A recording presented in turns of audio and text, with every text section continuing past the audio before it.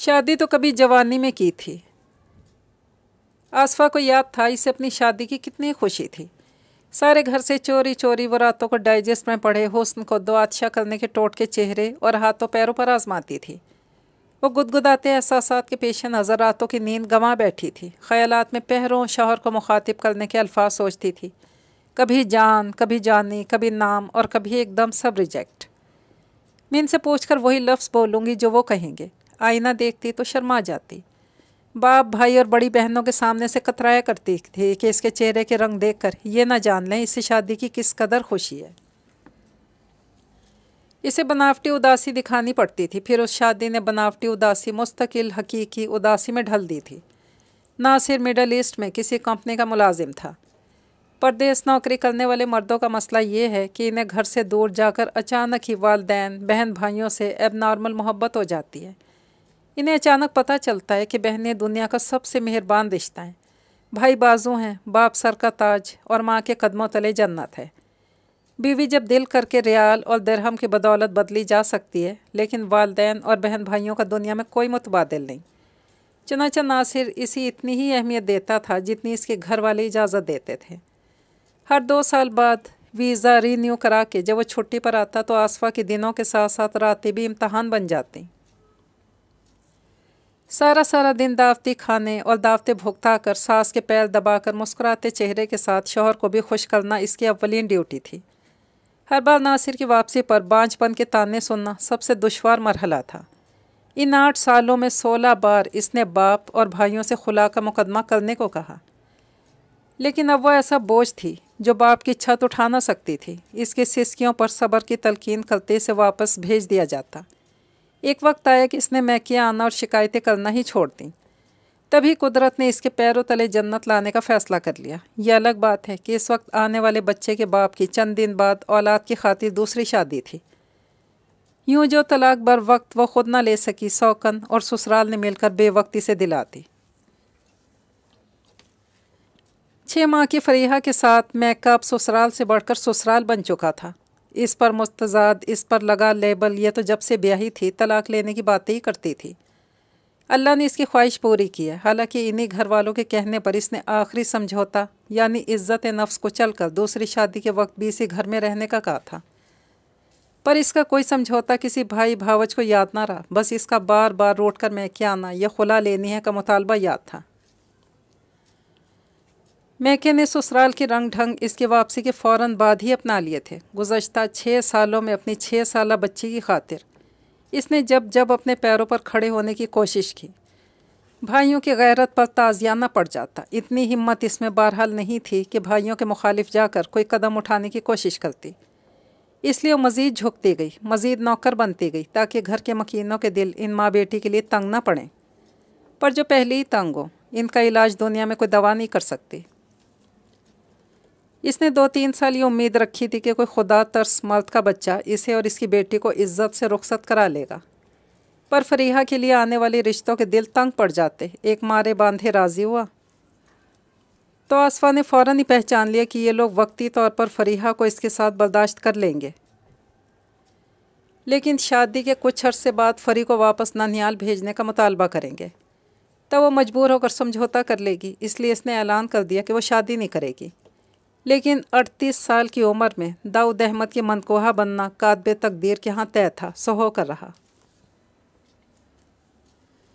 हालांकि भावजे अब इसकी रुखसती किसी तौर ना चाहती थी। बारात, मेरा मतलब है वो लोग आ गए हैं। अदीला ने दुपट्टा खोलकर कूलर पंखे के आगे होकर ख़ुद को हवा लगानी चाहिए।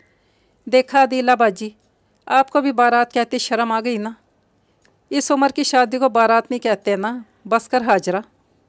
ये तो अल्लाह की मर्ज़ी है, जिस उम्र में चाहे बारातें ला दे। बाजी, अल्लाह ने अकल भी तो दी है, सबको पता है। दाऊद बीवी नहीं अपने नौकरों के लिए हेड नौकर लेकर जा रहा है। कोई अक्लमंद तो नौकर बनना कबूल ना करता। आसफ़ा इधर कौन सा मिनिस्टर लगी हुई है? बिरादरी में से किसी ने बलजस्ता इजाफा किया तो ज़बरदस्त कह कहा पड़ा। सियाने कहते हैं बेजोड़ शादी नहीं करनी चाहिए। वो पहली शादी की दफ़ा कहते हैं। इस बलजस्तगी पर एक बार फिर कह कहा पड़ा। दाऊद शुरू से ही बड़ा काबिल था। मिट्टी को हाथ लगाता तो सोना बन जाती थी। बहिश्तन नौरीन भी इसकी टक्कर की थी। बड़ी लाइक फाइक समझदार औरत थी। मासी बशीरा ने आह भरी, मासी आसफ़ा की भी कोई खूबी गिन लो। आसफ़ा बड़े सब्र वाली है, अल्लाह इसके सब्र का अजर दे रहा है। मैं देख लूँ निकाह के लिए आते होंगे। हाजरा को मासी की बात ज़रा ना भाई, इसलिए उठ खड़ी हुई। दूसरी तरफ दिल चीरती गुफ्तगू में मासी की बात पर आसफ़ा का दिल भर आया। बाजी अब जाएंगी दाऊद भाई और आसफ़ा के साथ? ना बहन, इतनी गर्मी में मैं यहाँ आ गई हूँ, बाज़ार में जलील हो ली हूँ, इतना ही काफ़ी है। तुमने जाना है तो चली जाओ। मिसबा ने साफ दामन बचाकर गेंद छोटी बहन के कोट में डाल दी। कौन सा वलीमा है जो भागे भागे शहर पहुँचे? अलबत्ता शाहिदा भाभी चाहें तो देवरानी का दुलनापा कटाने साथ चली जाएं। नादिया ने जानबूझकर शाहिदा को तंग किया। शाहिदा इस छेड़खानी को मुकम्मल समझ रही थी, इसलिए पर इक्तफ़ा कर लिया। ए हाजरा, मर्दों को तो कय्यूम ने एसी में बिठा दिया, हम औरतों के लिए मुँह खूं खूं करके शोर डालते, कूलर पंखी रह गए थे। एक दो विंडो एसी किराए पर ही मंगवा लेते। मिसबा ने बड़े होने का ठीक ठाक फ़ायदा उठाकर जले दिल की भड़ास निकाल ली। लेकिन खाना बहुत मज़े का था हाजरा आंटी। मिनाहिल ने माँ की बात की कड़वाहट ज़ाहिर करना चाहिए, यह सच भी था। कय्यूम ने खाना अपनी और दाऊद अहमद की हैसियत के ऐन शाया निशान बनवाया था, जो किसी तौर 5 स्टार से कम ना था, लेकिन 50 को छूते दर्जा हरारत में ख़वातीन के लिए बस कूलर पंखे चलाए गए थे। मिसबा की बातें सुनो तुम। हालांकि यह और शाहिदा जो बरी बनाकर लाई हैं झोंपड़ी वालियों जैसे कपड़े हैं, तो पहन कर गर्मी दाने ना निकलवा देना। पड़े सड़ जाएं, पर पहनने की ज़रूरत नहीं, खुद ब्रांडे पहनती हैं। अदीला बाजी तैयारी हो गई? अदीला की चलती ज़ुबान कय्यूम ने बीच में ही रोक दी। आसफ़ा को ले आए रुखसती के लिए, दाऊद आ रहा है। जल्दी चादर ले लो आसफ़ा, एक तो तूने मुँह धो लिया, दुल्हन तो लग ही नहीं रही। इस वक्त वो दोनों बहनें कमरे में अकेली रह गई थीं। बाजी बहुत गर्मी है, रास्ते में पसीने से बुरा हाल हो जाना था। आसफ़ा मिनमिनाई। अच्छा तो ये लिपस्टिक पकड़ और ख़ुद लगा ले, सुहागन तो लगना चाहिए। वहाँ किसने देखना है? अलबत्ता इधर कोई आ गई तो बात बन जाएगी। आसफ़ा रुखसती से पहले खुद सुर्खी पाउडर लगाती फिर रही थी।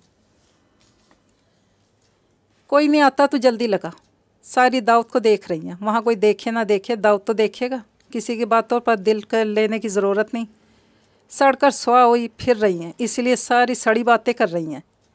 बहन की बातों पर सर हिलाकर लिपस्टिक लगाकर चादर ओढ़कर खड़ी हो गई।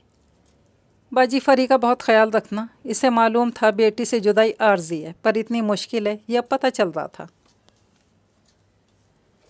गाड़ी में बैठते दाऊद पर ज़रा सी नज़र पड़ी। सफ़ेद कॉटन का सूट, सियाह खेड़ी नजर आई, चेहरा नहीं।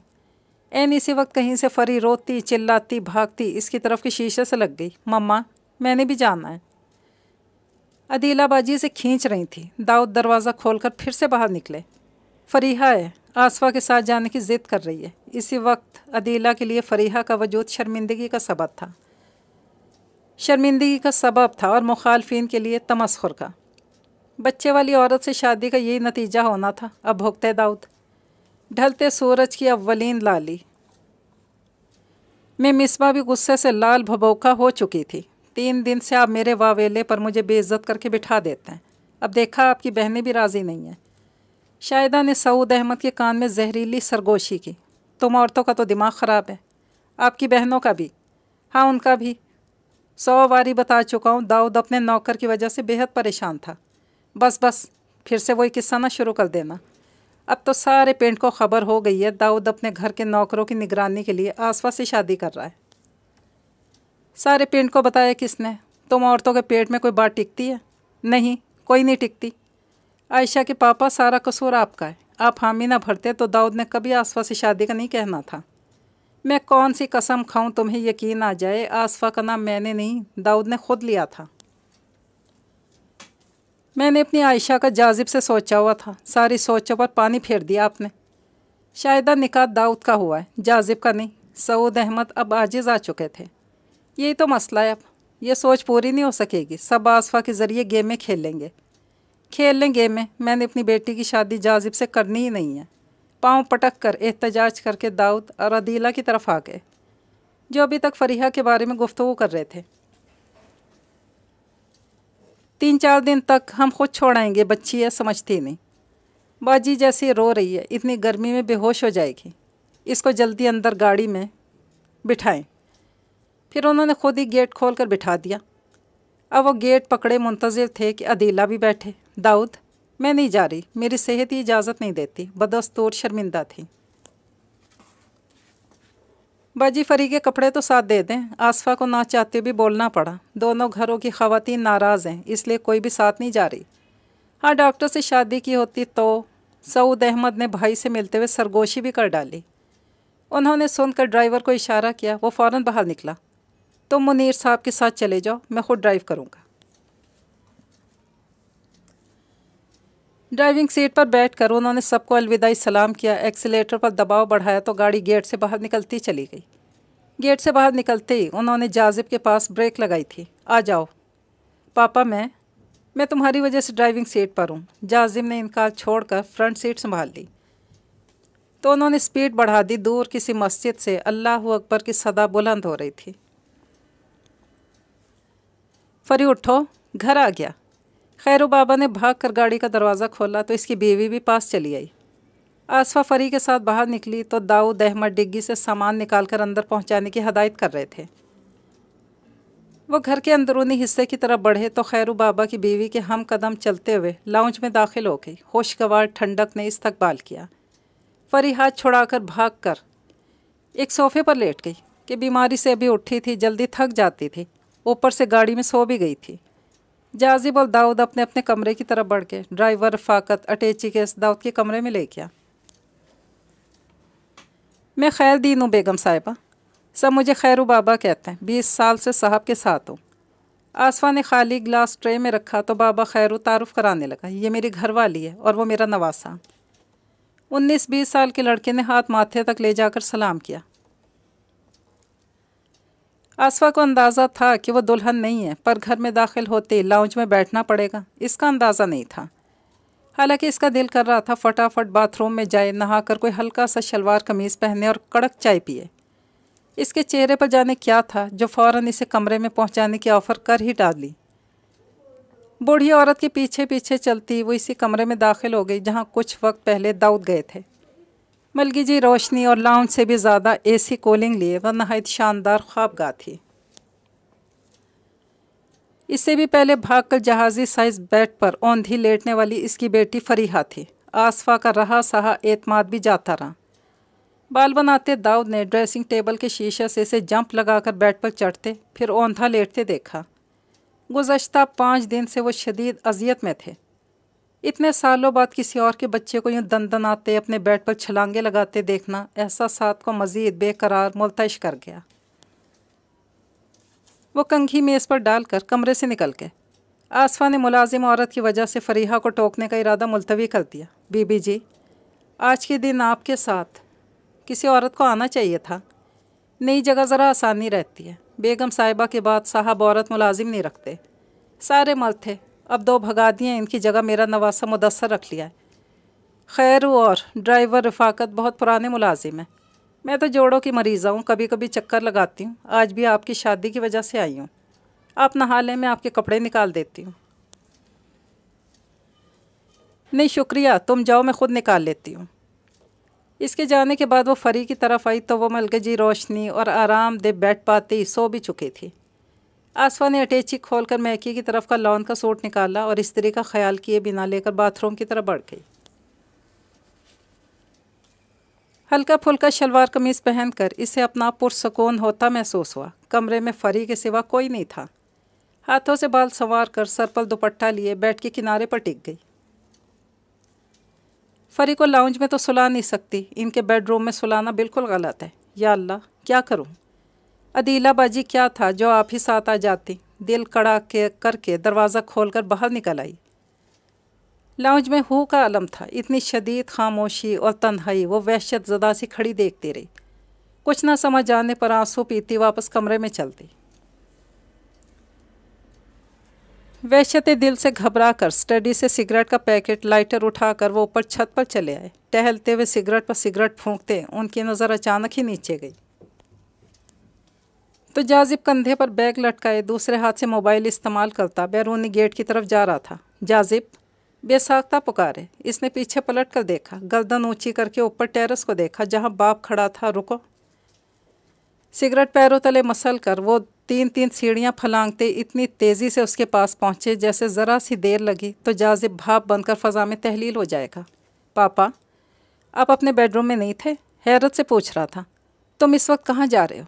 अनजाने खदशात उनके जहन में सरसरा रहे थे। बाप की शादी की वजह से घर से कराची भाग कर जाने वाला इश्तियाक और फिर कभी ना मिलने वाला इश्तियाक उनके सामने खड़ा था। सीने में दहकती आग एक बार फिर भांबड़ की शक्ल अख्तियार कर गई। पापा, हॉस्टल जा रहा हूँ, काशी पिक करने आ रहा है।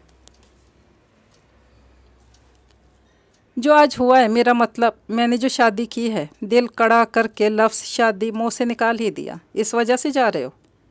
नहीं, फीकी मुस्कुराहट। इसकी ज़ुबान की लड़खड़ाहट ने उन पर बेटे का पोल तो खोल ही दिया था। एकदम जज्बात उनके कंट्रोल से बाहर हो गए। उन्होंने खींचकर अपने जवान होते बेटे को सीने में भींच लिया। उनकी इस शदीद मोहब्बत भरी अलगार से जाजिब का बैग नीचे पुख्ता रविश पर गिर गया। जाजी, मुझे बताना नहीं आता, तुम्हें मालूम होगा तो मेरी ज़िंदगी का कुल असासा हो, मेरी पहली और आखिरी तरजीह। आई नो पापा। नौउमर जाजिब बाप के मजबूत बाजों की शदीद गिरफ्त में कुसमसाया। ये निकाह मेरी मजबूरी बन गया था। मेरा यकीन करो, मैं लूज़ करैक्टर या लज्जत नफ्स का मारा नहीं हूँ। गुनाह सवाब पर भी मेरा ईमान पुख्ता है। तुम्हारी मामा के साथ खुशगवार ज़िंदगी गुजार चुका हूँ। इसके बाद मेरा दामन हज़ार तरगीब देती बलाओं में रहते हुए भी साफ़ है, मुझे अच्छी तरह मालूम है। चंद सालों बाद तुम्हारी शादी का वक्त है। ऐसे में घर में मेरा अपनी बीवी लाना तुम्हें अच्छा नहीं लगेगा। मैं तुम्हारे जज्बात समझता हूँ। यकीन रखो, मैं तुम्हें तुम्हारे दोस्तों के सामने कभी भी मज़ीद शर्मिंदा नहीं होने दूँगा। इसके कान में जज्बात से लबरेज सरगोशी की। प्लीज़ घर में रहो। पापा, आप मेरी पसलियाँ तोड़ देंगे। अब के इसने गिरफ्त लूज करवाने के लिए बाप के बाजों के मसल्स पर हाथ रखे। लेट मी गो। काशी वेट कर रहा है। नेक्स्ट वीक छुट्टियाँ हो रही हैं, मैं फिर घर पर ही रहूँगा, प्रॉमिस। उन्होंने छोड़ा तो बैग उठाकर अल्लाह हाफिज़ कहकर गेट की तरफ बढ़ गया।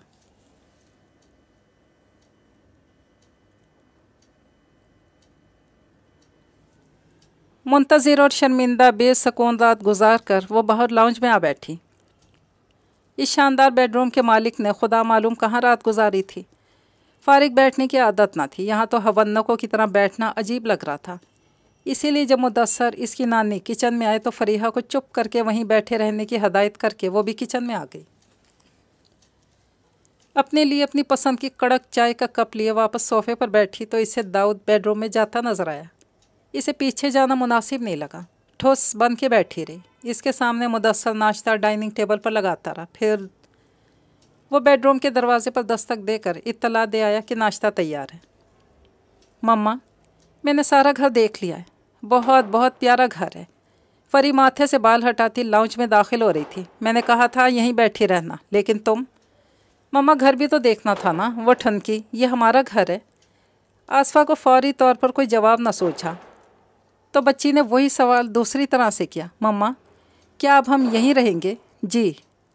ये हाथ उठाकर वो खुशी से गोल गोल घूमती बेडरूम से निकलते दाऊद की टांगों से टकराई। वो फ़ौरन न थाम लेते तो फरी गिर जाती। फरी, क्या करती हो, अभी चोट लग जाती।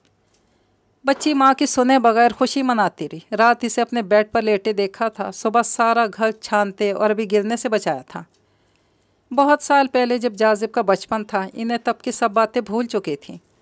या शायद जाजिब ऐसा बच्चा नहीं था। इन्हें सिर्फ खामोशी याद थी, मुकम्मल खामोशी, तन्हाई और सुकून।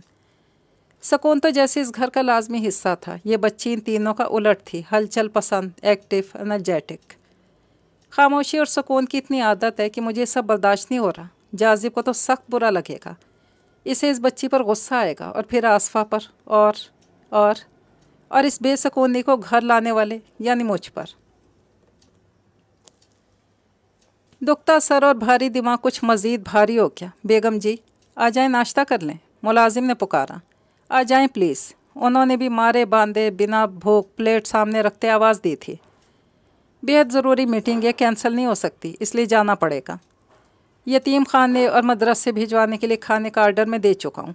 कईयूम लोग और भाई वगैरह शायद आएँ, इसलिए कैटरिंग वाले घर भी खाना पहुँचा देंगे। वैसे मैं उनसे पहले ही घर आ जाऊँगा।